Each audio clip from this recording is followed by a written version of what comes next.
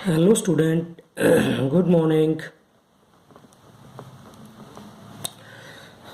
तो आप सबका एक बार फिर से स्वागत है आपकी अपनी ऑनलाइन क्लास में। आज हम पढ़ेंगे ओम्स लॉ के बारे में। आज हम स्टडी करेंगे ओम्स लॉ। हम चैप्टर पढ़ रहे थे, chapter number 12 chapter number 12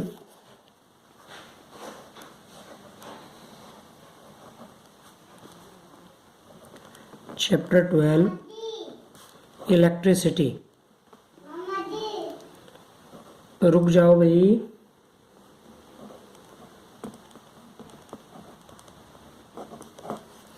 chapter 12 electricity. पिछले टॉपिक में हमने पढ़ लिया था करंट इलेक्ट्रिसिटी के बारे में।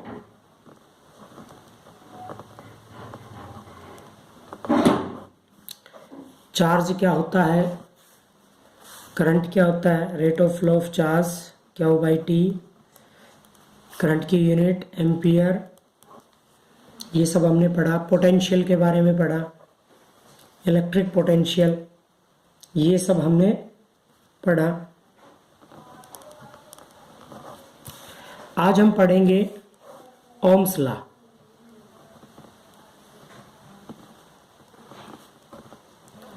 ओम्स लॉ की स्टडी करेंगे कि ओम्स लॉ होता क्या है। देखिए, एक छोटा सा एक्सपेरिमेंट करते हैं हम।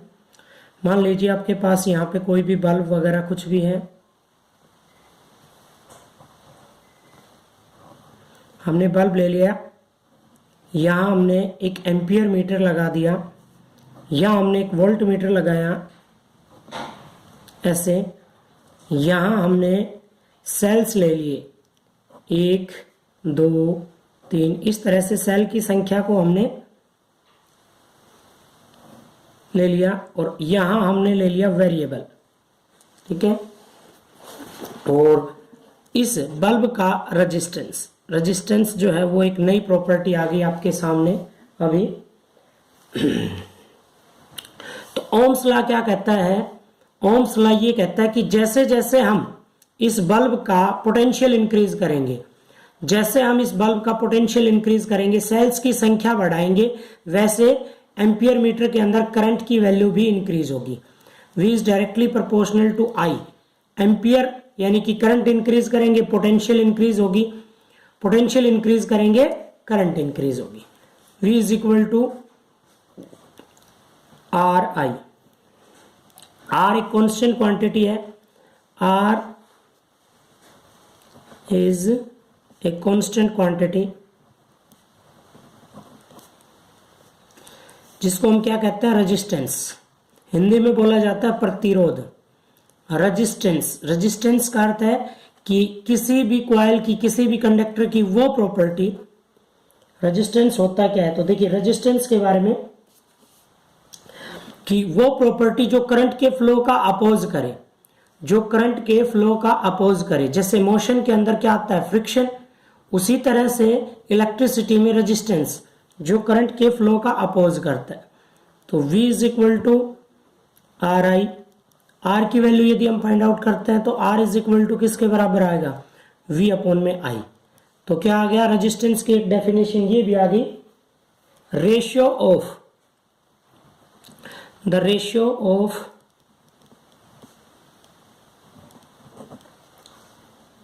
पोटेंशियल डिफरेंस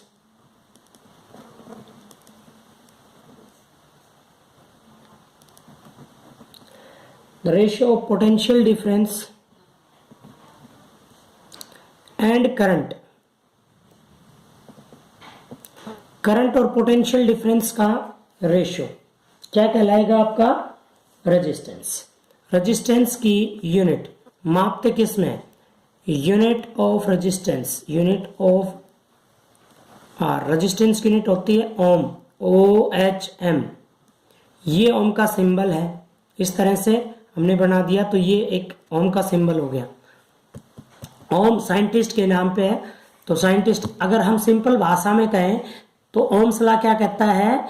ओम्स लॉ कहता है कि किसी भी सर्किट का जितना ज्यादा करंट बढ़ाएंगे उसमें पोटेंशियल इंक्रीज होगी, वोल्टेज बढ़ाएंगे करंट बढ़ेगा, करंट बढ़ाएंगे वोल्टेज बढ़ेगा, दोनों एक दूसरे के क्या है? Directly proportional. तो ओम्स लॉ का जो ग्राफ है वो ग्राफ भी इंपॉर्टेंट है। V और I के बीच का जो ग्राफ है वो कैसा है? लीनियर। इस तरह का ग्राफ होगा। V पोटेंशियल बढ़ाएंगे करंट बढ़ेगा, करंट बढ़ाएंगे तो पोटेंशियल इंक्रीज होगा। ठीक है, this is the Ohm's law. ये क्या है? Ohm's law. लेकिन ओम्स लॉ की कंडीशन क्या है कि टेम्परेचर रिमेन कांस्टेंट, कंडक्टर का टेम्परेचर चेंज नहीं होना चाहिए। क्यों नहीं होना चाहिए? टेम्परेचर चेंज होते ही रेजिस्टेंस चेंज हो जाता है, टेम्परेचर चेंज होते ही कंडक्टर का रेजिस्टेंस चेंज हो जाता है। तो ओम्स लॉ कहाँ एप्लीकेबल है? जहां रेजिस्टेंस कांस्टेंट हो, यानी कि टेम्परेचर कांस्टेंट हो। अब बात करें कि वेरिएबल रेजिस्टेंस क्या होता है।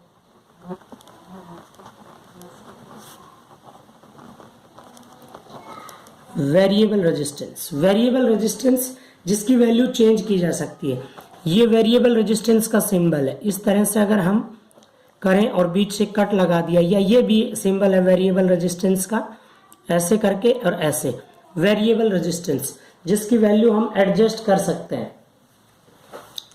तो रेजिस्टेंस इसके साथ में आ जाता है कंडक्टर, इलेक्ट्रिकल कंडक्टर। कंडक्टर या कंडक्टेंस किसे कहेंगे? कंडक्टर। कंडक्टर्स किसे कहेंगे? Which the substance through which the electric current can pass, in which electric current can pass.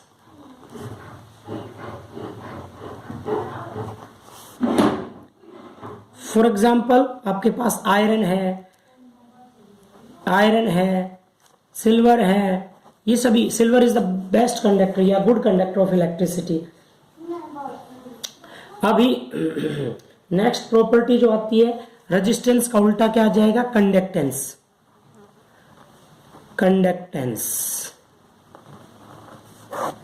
Resistance का उल्टा क्या आएगा?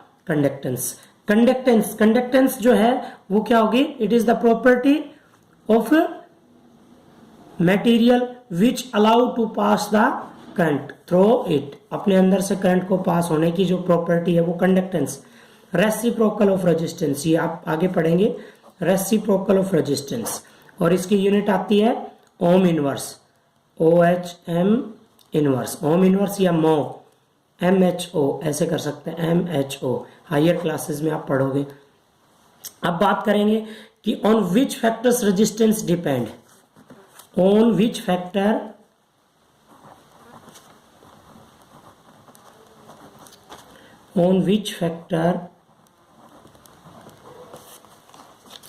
Resistance depend.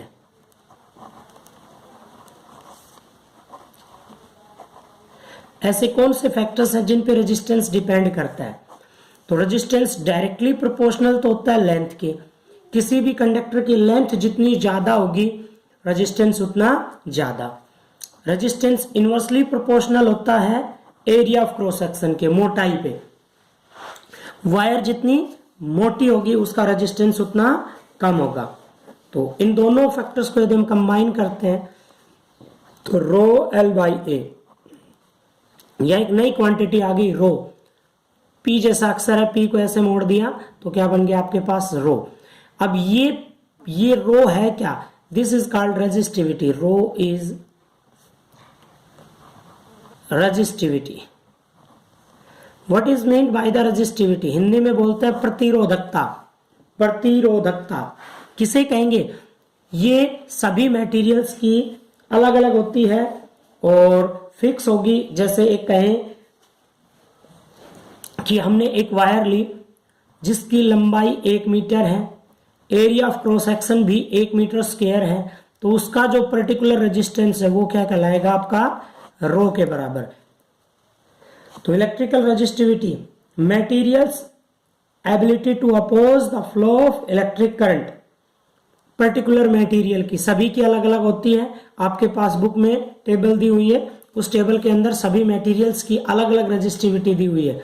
तो सभी के लिए वो फिक्स होती है। जैसे आयरन की, चाहे आप आयरन का कितना भी बड़ा टुकड़ा लें, उसकी रेजिस्टिविटी जो है वो फिक्स रहेगी।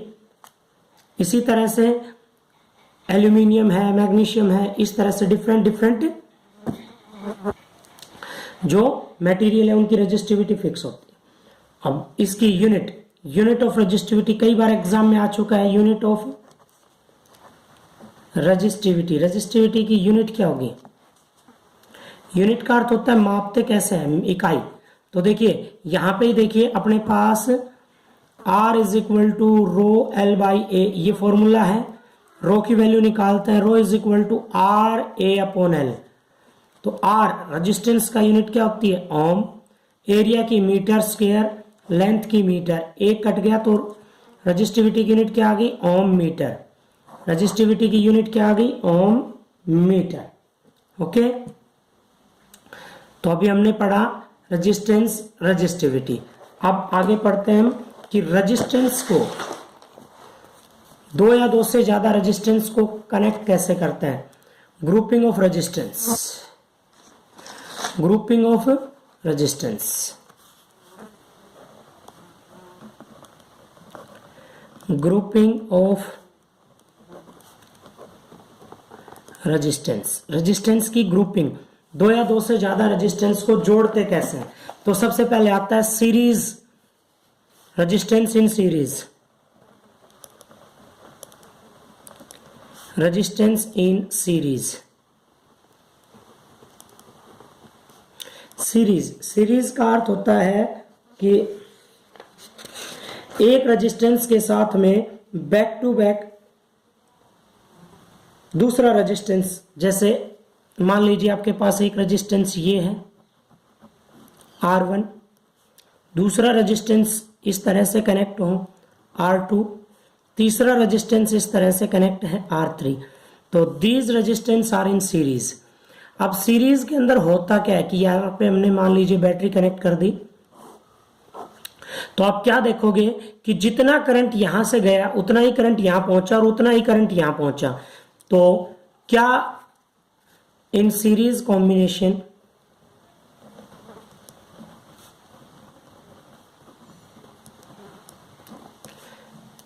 श्रेणी क्रम में विद्युत धारा सभी में सेम जाएगी, यानी कि करंट्स सब में सेम फ्लो होगा। In series combination current will flow, या same current will flow, same current will flow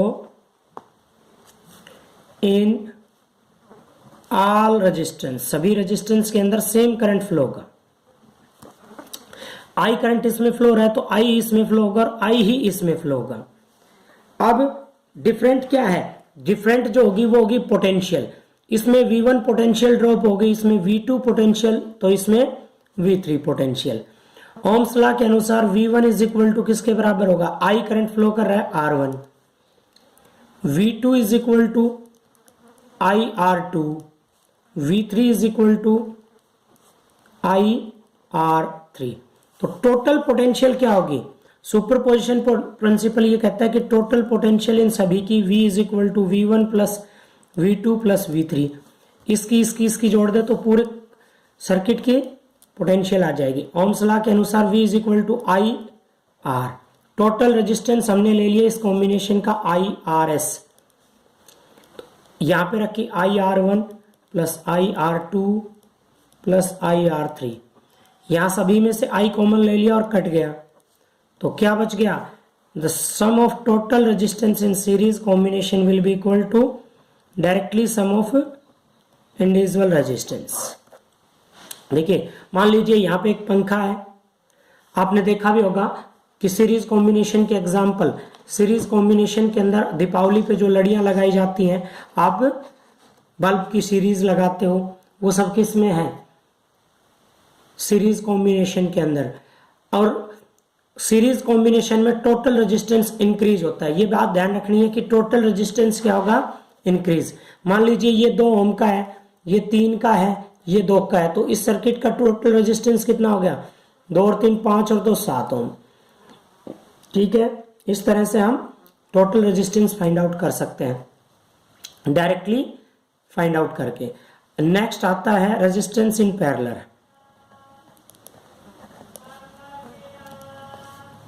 in parallel, resistance in parallel. Parallel के अंदर रेजिस्टेंस किस तरह से कनेक्ट होंगे वो देखिए कि resistance in parallel combination, resistance in parallel combination में क्या होगा आपके साथ कि इस तरह से एक रेजिस्टेंस ये है, आपके घर की जो फिटिंग है, आपके घर में जो सर्किट है वो पैरेलल कॉम्बिनेशन में, दूसरा इस तरह से है, तीसरा रेजिस्टेंस भी इसी तरह से कनेक्ट होगा इनके साथ में पैरेलल। अब इसको अगर हम एक्सटर्नल सोर्स से कनेक्ट करते हैं तो आप क्या देखोगे कि करंट डिस्ट्रीब्यूट हो जाता है। मान लीजिए R1 रेजिस्टेंस में से I1 करंट फ्लो हो गया, यहां से करंट डिस्ट्रीब्यूट हो गया I2, यहां से करंट डिस्ट्रीब्यूट हो गया I3, R2 R3। तो क्या होगा, इसकी पोटेंशियल सेम रहेगी। आपने अपने घर में भी देखा होगा कि आप टीवी चलाते हो 220 वोल्ट पे, उसी समय आपके घर के अंदर दूसरा इक्विपमेंट भी चल रहा है, उसमें भी 220 वोल्ट जा रही है, तो सभी के अंदर सेम पोटेंशियल फ्लो होगी।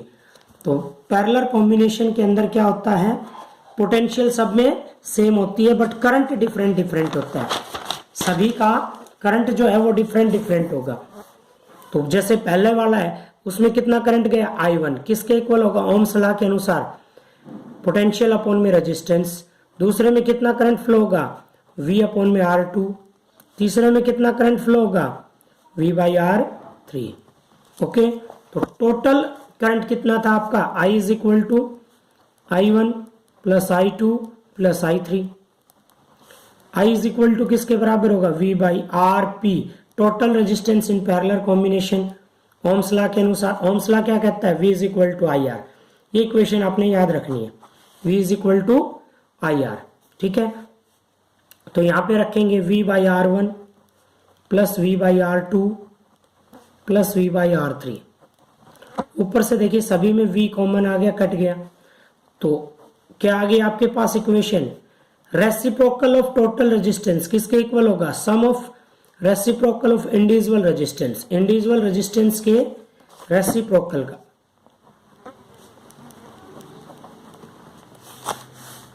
ठीक है, यहां पे हमने पैरेलल कॉम्बिनेशन का टोटल रेजिस्टेंस फाइंड आउट किया। ठीक है, अब एक क्वेश्चन देखिए, क्वेश्चन किस तरह का आपके एग्जाम में जो क्वेश्चन आएगा वो क्वेश्चन क्या होगा, देखिए मान लीजिए आपके पास एक रेजिस्टेंस ऐसे दिया होगा, एक रेजिस्टेंस ऐसे, इसके पैरेलल में एक रेजिस्टेंस ऐसे जोड़ दिया।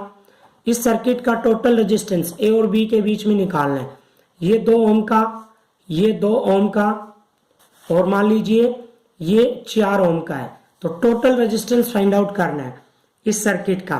तो टोटल रेजिस्टेंस क्या होगा, देखिए 2 और ये 2 सीरीज में है, कितना हो गया इन दोनों के बीच का, इसका R1 नाम ले दिया, इसका R2, इसका R3। तो R1 क्या लिखोगे, R1 and R2 are in series, are in series, R1 R2 series में है, तो टोटल रेजिस्टेंस क्या आ जाएगा, R1 प्लस R2, 2 प्लस 2 4 ओम। ये R3 और इसका नाम रख दिया हमने R डैश, ये किस में है, पैरेलल में, ये इसके साथ में पैरेलल में। तो क्या आ जाएगा, total resistance R is equal to 1 by R dash plus 1 by R3, 1 by 4 plus 1 by 4, LCM ले लिया 4 इसका, 1 प्लस 1 क्या हो गया 2, 1 बाई 2। तो रेजिस्टेंस क्या आ गया, रेसिप्रोकल करना जरूरी है, 2 ओम। टोटल रेजिस्टेंस इस सर्किट का कितना आ गया, 2 ओम। ठीक है, तो इस तरह से हम रेजिस्टेंस फाइंड आउट करेंगे।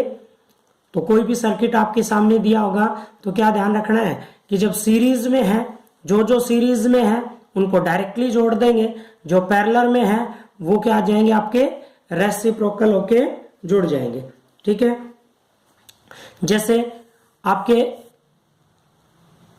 टेक्स्ट बुक क्वेश्चन के अंदर कुछ क्वेश्चन दिए हुए हैं, कैसे हैं, क्या कहता है कि मान लीजिए 3 रेजिस्टेंस हैं, 3 रेजिस्टेंस हैं, किस किस टाइप के, कितने कितने हैं आपके पास, कि एक आपके पास दिया हुआ है,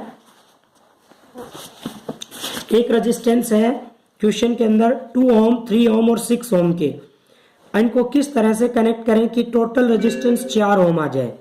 तो कैसे, जब 4 ओम टोटल रेजिस्टेंस कितना लेना है हमने, 4 ओम, तो क्या कर देंगे, 2 को तो पैरेलल में जोड़ देंगे, एक को इनके साथ सीरीज में जोड़ देंगे। तो कौन सा पैरेलल में जुड़ जाएगा आपका, 3 ओम और 4 ओम का। तो देखिए यहाँ पे एक 2 ओम का है, एक 3 का है और एक 6 ओम का है। तो 3 और 6 इनको तो पैरेलल में जोड़ दिया और 2 ओम का इनके साथ सीरीज में जोड़ दिया। तो सबसे पहले इसका निकाल लेंगे, 1/3 प्लस 1/6, इसका आ जाएगा 1/3 प्लस 1/6, 6 एलसीएम, 2 प्लस 1 कितना आ गया, 3/6, यानी कि रेसिप्रोकल आ गया आपका 2, 3/6 रेसिप्रोकल करेंगे तो 2, ये सीरीज में था तो 2 प्लस 2 कितना हो गया, 4 ओम। इस तरह से हम क्वेश्चन को फाइंड आउट कर सकते हैं, ठीक है।